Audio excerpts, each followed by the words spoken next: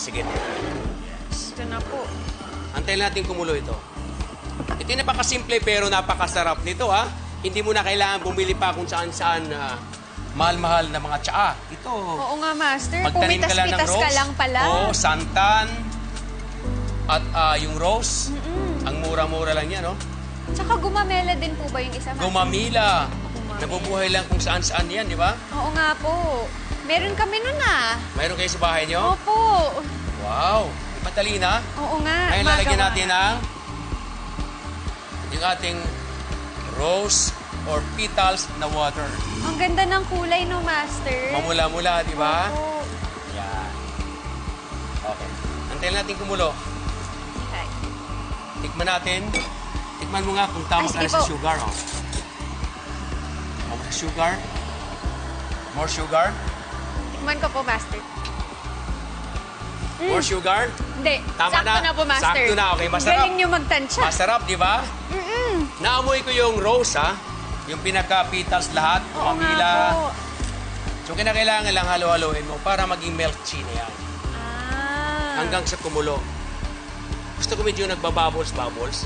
O, di ba? Oo nga, Master. Ganyan Talagang lang, mainit technique lang. Itataas mo lang. kailangan. Ikaganyan mo lang siya. Oh. Uy, parang waterfalls. Warang waterfalls.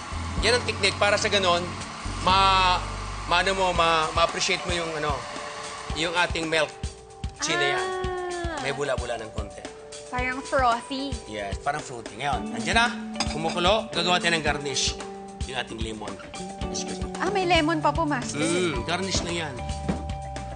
Setting natin. Para gumanda. May kutsilyo ako maliit. Ganda ng mga kulay. Yep. Ang bango din ng lemon. Ang bango, no? Nakaka-enhance yan talaga. Opo. Doon sa ating flavor natin siya. Ganun pala yun. Ganyan yan. Para medyo may kulay. At may, alam mo na, Buhay na buhay. buhay na buhay. Ngayon, lagyan natin ng pita sa gilid. Master, lahat po talaga ng ginagawa nyo, maganda tignan, no? Oo, dapat lang kasi katulad mo, pag nakikita na ito ng lalaking minamahal mo, Naku!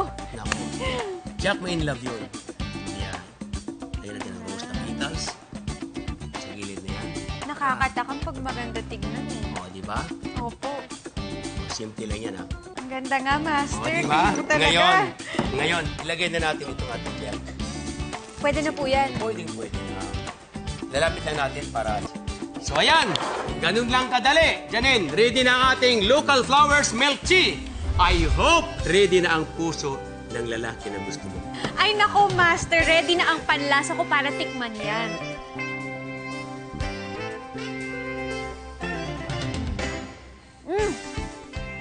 Ang sarap, Master. Sarap, mabango. Opo, matamis, mabango. Tsaka kakaiba yung lasa, hindi lang siya yung usual na gatas, di ba?